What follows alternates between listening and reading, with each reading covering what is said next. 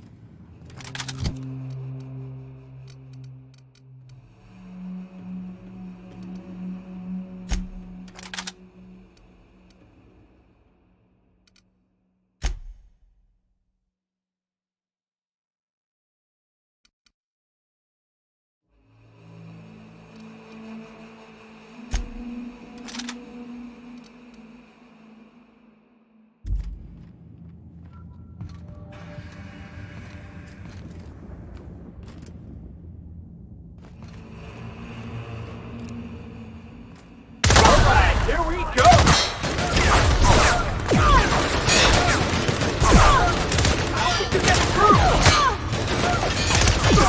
Let me go!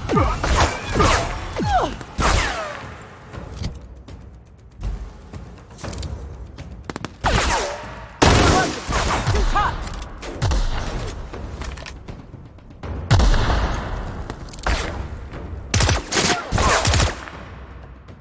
Can't get past that armor!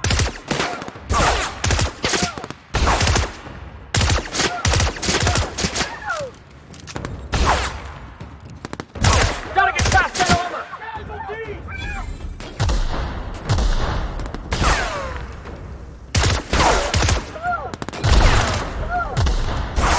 Bring him down!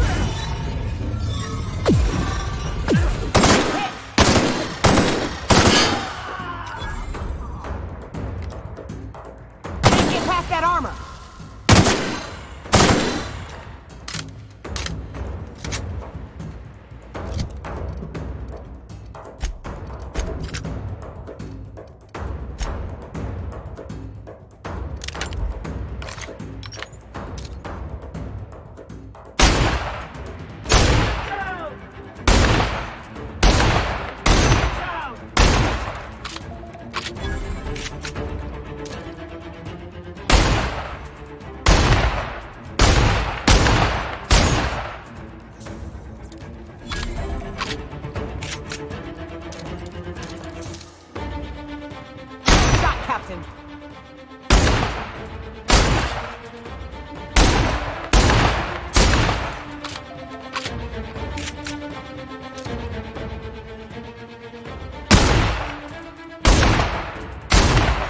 Score, Cap!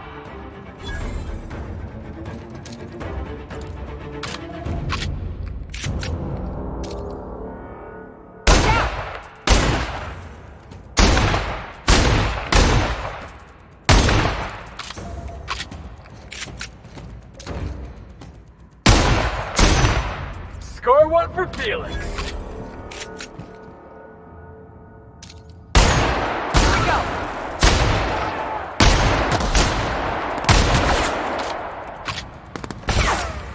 Making tracks.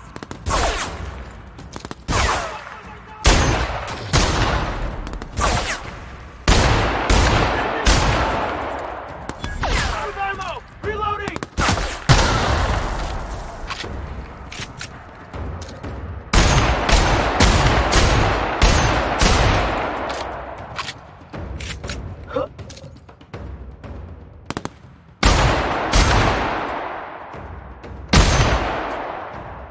Almost got it, boss!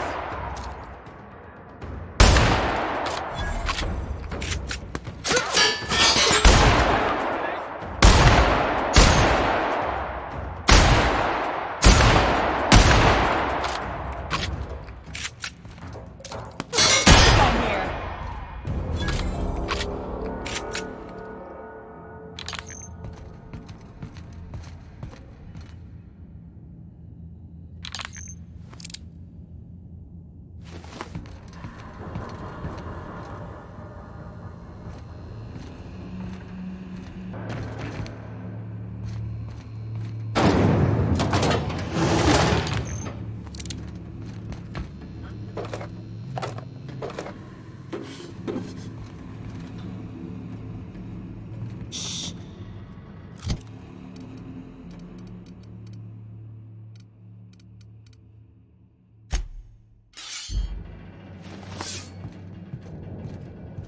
Heads up, boss!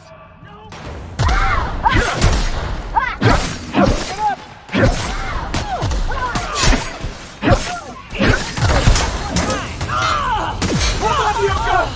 Off I go!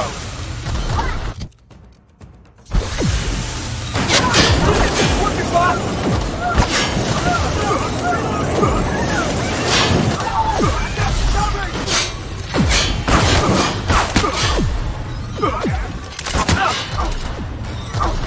Oh, good, boss! Get behind me!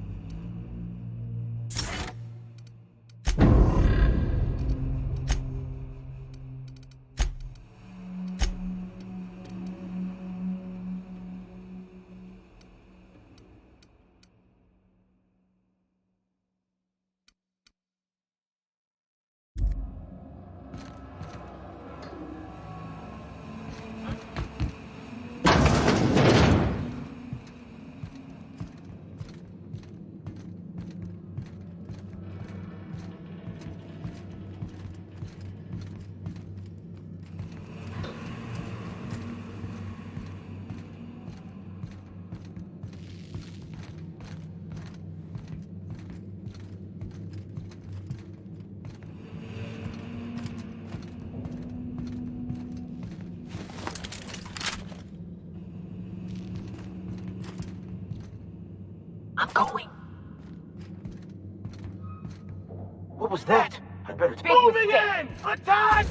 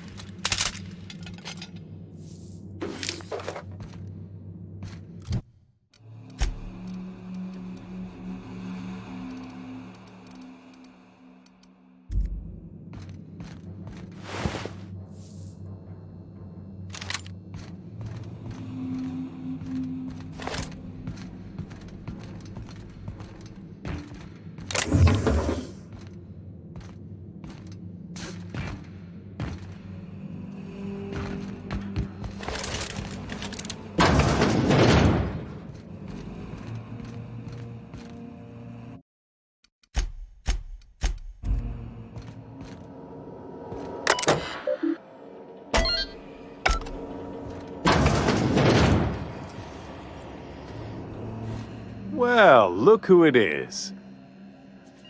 I'll be damned. I was prepping the studio for our announcement, and here you are as a bonus. And I see you've brought the kid along. Babysitters may be expensive, but they're worth it, you know. Yeah, keep talking, pal. I'll just keep thinking of a place to bury your body. I knew I smelled Monarch when you lot walked in. The stench of sulfur, depression, and desperate bravado is unmistakable. Keep talking, and you'll be smelling iron. Ain't nobody so important I won't put a bullet in him. When you go off and get yourself shot, try to avoid taking one to the face. I'll want it recognizable to show to my citizens. I'm not in your way, you dullard. You talk to me. You want to go die in a blaze of glory? Be my guest.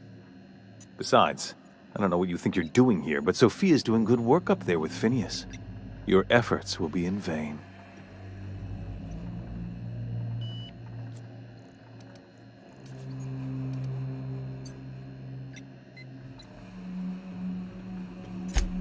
Yes, he is an extraordinarily obstinate fellow, isn't he?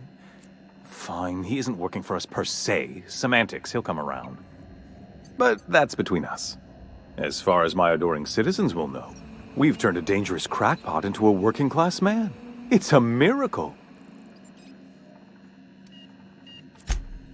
Oh yes, go on, wake them up, add more mouths to feed. That'll solve our starvation problems. I don't know what half-baked plans that simpleton in a lab coat has been leading you through, but it's done. It's over. Let me ask you something, Captain. Have you at any point thought about not fucking up our entire society? Are you kidding me? We're out here trying to clean up your mess. I'm making actual progress towards stabilization and recovery. You're just getting in the way.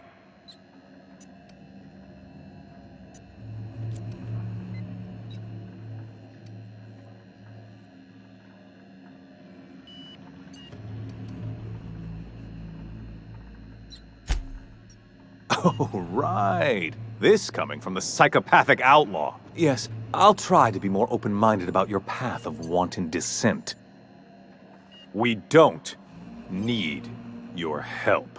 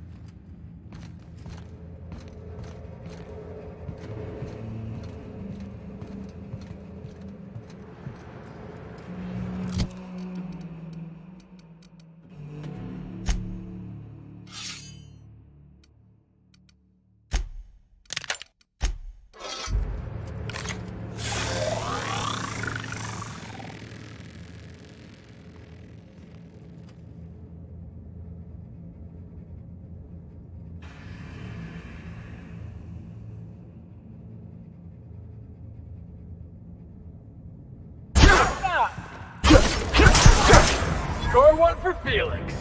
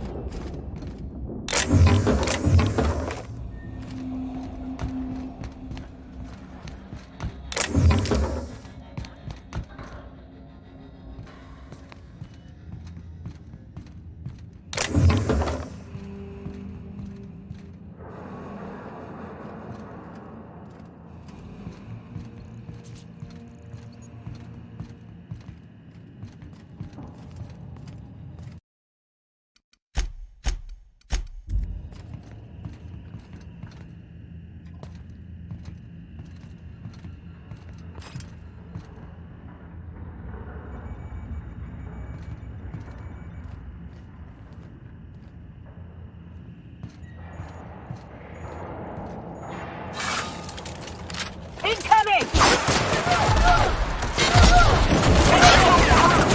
Got him, Fox!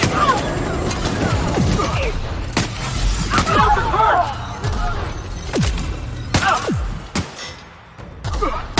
Move it!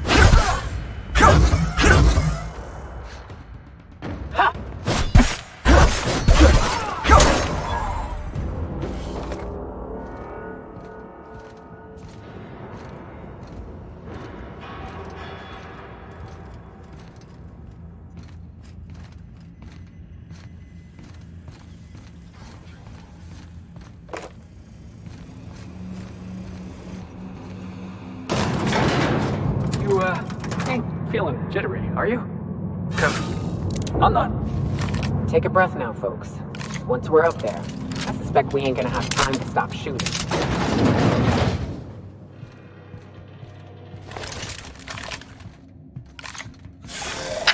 Captain, you have an uncanny talent for complicating my life. You've disrupted the balance of power. You've upset the natural order of things. You've introduced uncertainty, and there is nothing I despise more than uncertainty.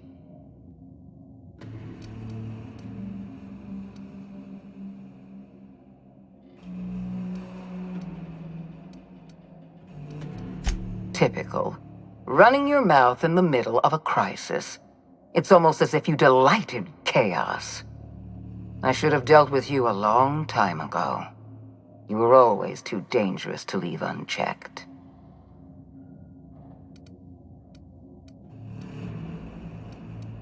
I suppose I shouldn't be surprised by your impertinence. Leaving you alive was my greatest mistake, but it is a mistake I intend to correct. I have Dr. Wells in my custody. Once I've secured his cooperation, I can move forward with the program. I can repair the damage you've done. I can set things right.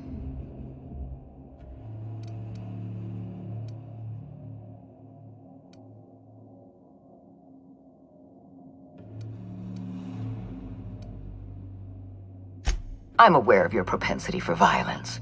Halcyon is a bloodier place because of you. I take no pleasure in this, you know. I simply have no other option. Leaving you alive is too great a risk.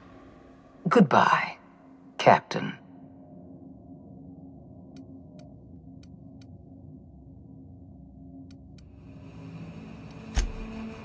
If you insist. This prison is equipped with an automechanical warden. I've had it programmed to eliminate you on sight and rinse your remains down a drain. And don't worry. I will inform Dr. Wells that you died heroically, or something. What's on your mind?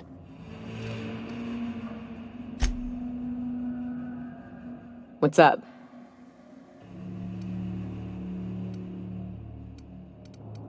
What's with the pleasantries?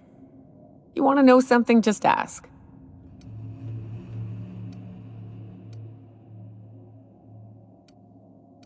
All right.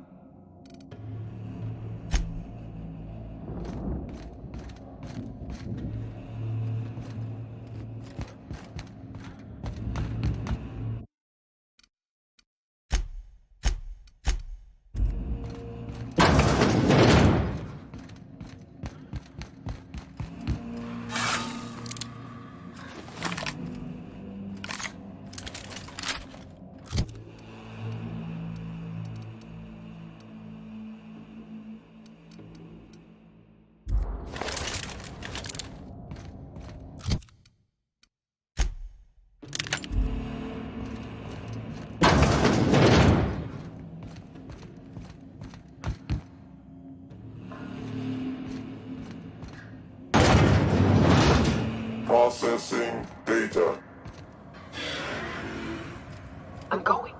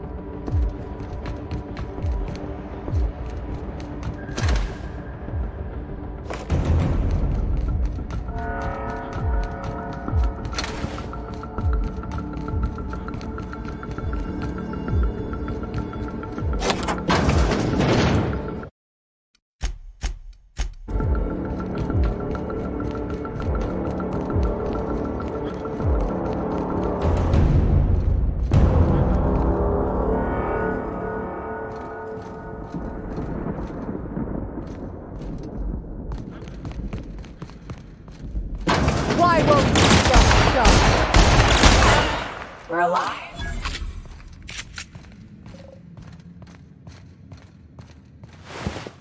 Get me out of here!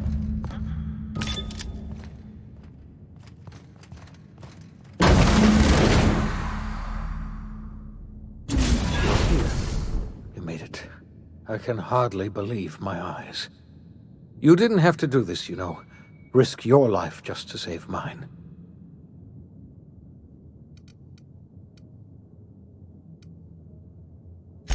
I know, old friend.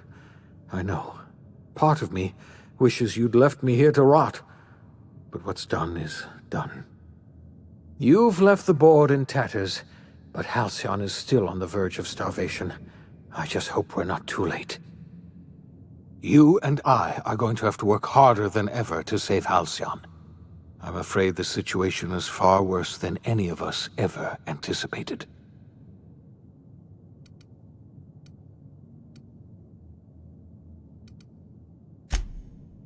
Earth has gone dark. We haven't received a single message in 3 years. There's been no communication, no signals, nothing.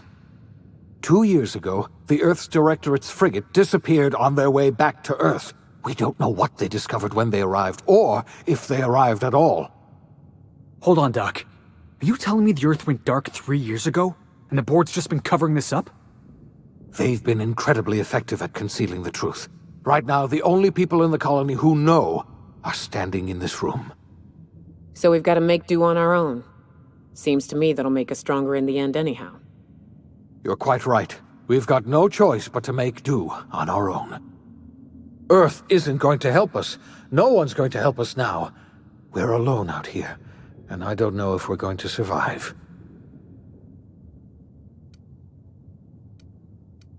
I had hoped your fellow colonists might hold the key to saving Halcyon, but I don't have nearly enough chemicals to revive them all. I'll do what I can. I just hope it's not too late. It's time I return to my lab. I'll try to save as many of the Hope's colonists as I can. You're under no obligation to help me. You've done enough already.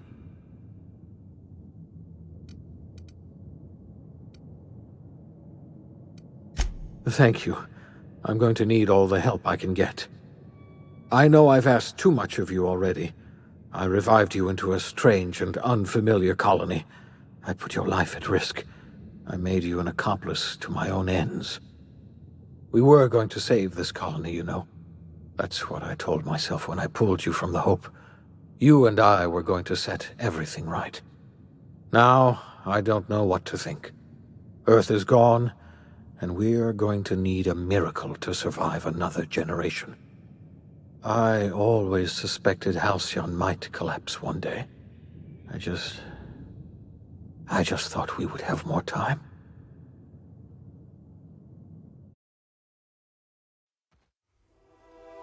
The OSI teaches that everything in the universe happens according to the grand plan. But the stranger that arrived in Halcyon was an unplanned variable. From the moment he landed in Emerald Vale, his actions altered the course of history. The events on Tartarus brought about the end of the board's authority. But the board's mistakes would haunt the colony for decades to come. The damage they left behind would require the work of a generation to repair. Dr. Phineas Wells began reviving a handful of the Hope's colonists: engineers, scientists, technicians, and intellectuals. They were among the brightest minds the Earth had ever sent out into the stars. The Hope scientists and engineers woke up in a colony descending headlong into total collapse. With no way to return to Earth, they had no choice but to band together and devote themselves to the cause of saving Halcyon. The people of Halcyon were nothing if not hardy. In the absence of the board's authority, many of the colony's settlements banded together with a single purpose in mind: survival. Life was especially hard in the years to come. Some towns dissolved by attrition and starvation, but most of them found a way to carry on. In the years to come, Halcyon was forced to reckon with its newfound freedom.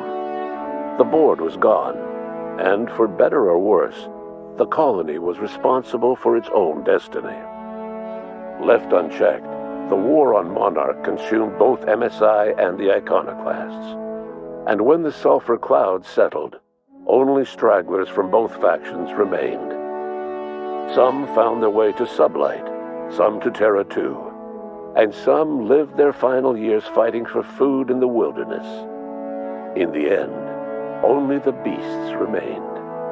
Adelaide McDevitt replaced Reed Thompson as the leader of Edgewater. She and her followers transformed Edgewater in their image. Anyone loyal to Reed was pressured into leaving town, and those who stayed behind adapted to her way of life. Adelaide transformed the old cannery into a new garden. The nearby Edgewater Cemetery provided a convenient source of fertilizer.